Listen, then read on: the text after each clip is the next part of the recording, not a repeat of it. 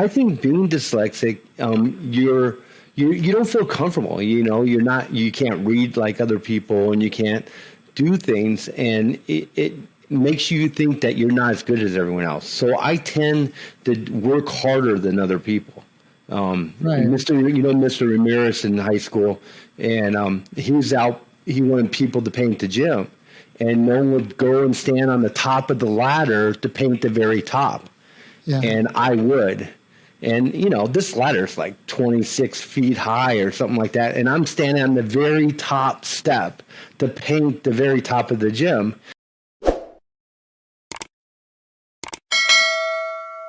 Oh, well, that's because, that's interesting. First of all, this is a big everyman struggle that we talk about, the inner struggle, because dyslexia is not like hard to overcome. You learn how to deal with it. But here's the thing.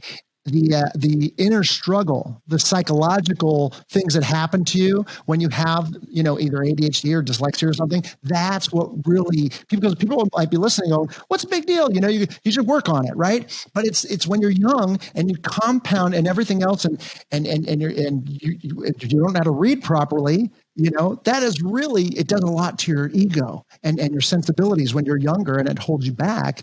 So I sensed a lot of that when you and I were friends.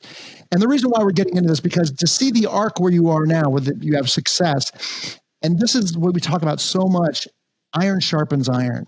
And you're the perfect example of that. As far as, did you just squeak by, get out of high school? Did you just barely squeak by? Or did you? They had to make me take that written test like 3 or 4 times. And I don't even think I actually really passed it at the end. I think they just I went to school every single day and I did whatever I could, and they just passed me. So I got a degree. So Right. Now, did you go to college? I went to 1 semester. I just knew when in high school, you take those tests and it says, if you do this and you do this, you should be in this industry, in this field. I did that, and it said I should be in sales because, and I just focused on sales right after high school. So funny. I only took about a semester of, I wanted to be an actor, an entrepreneur. And I took 1 semester at Pierce Junior College, City College. And I took drama, and I took psychology, and I took business. And I took, a semester of that. And then I started a business a day after high school, and I failed miserably 2 weeks later. But then eventually 6 months later, I became a successful nightclub promoter. And you and I seemed like, we were on similar paths. We were like, knew we weren't going to go to college.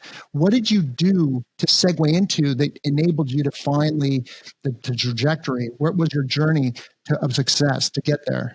Well, I think,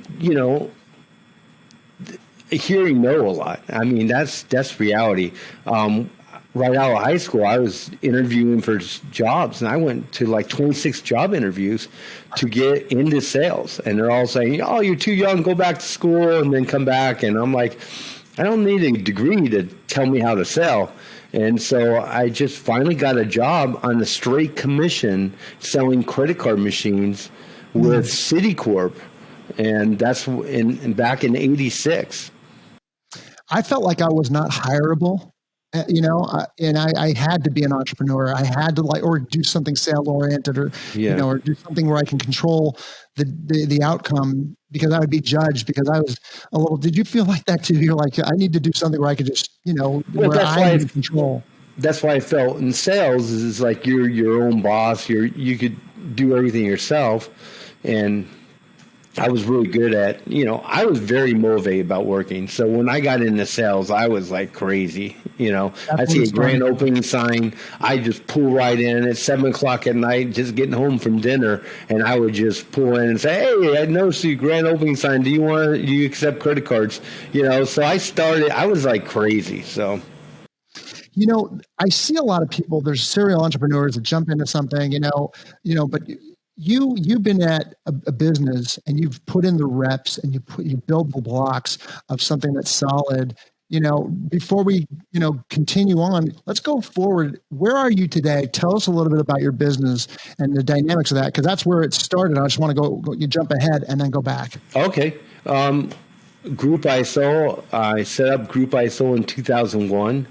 Group ISO is a credit card processing company. It has its own bin.